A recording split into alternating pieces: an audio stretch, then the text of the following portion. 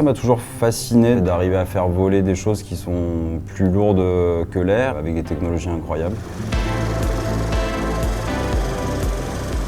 Mon métier consiste à s'occuper de tout ce qui est équipement électrique sur hélicoptère, donc ça peut être aussi bien la génération électrique, l'éclairage, les systèmes de radiocommunication et navigation.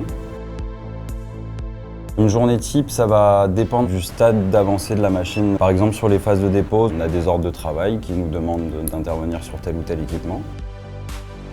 C'est un travail où il faut être rigoureux, consciencieux, il n'y a pas de place au hasard.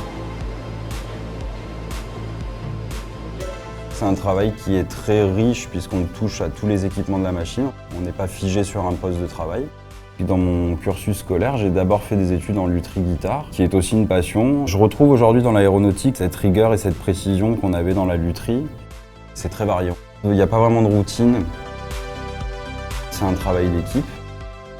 On a une certaine autonomie pour arriver au but final, qui est de remettre la machine en vol. On suit un peu l'évolution de la machine, de son arrivée jusqu'à son départ.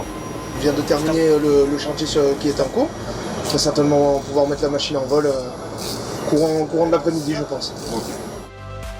Les essais sols, c'est très vivant. On touche aux mêmes équipements qui vont être utilisés par les pilotes. J'envisagerais à terme de devenir instructeur.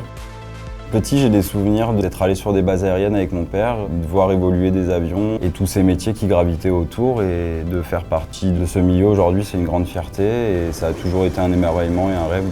Il faut croire en soi, il faut suivre ses envies, ses rêves, se donner les moyens d'y arriver.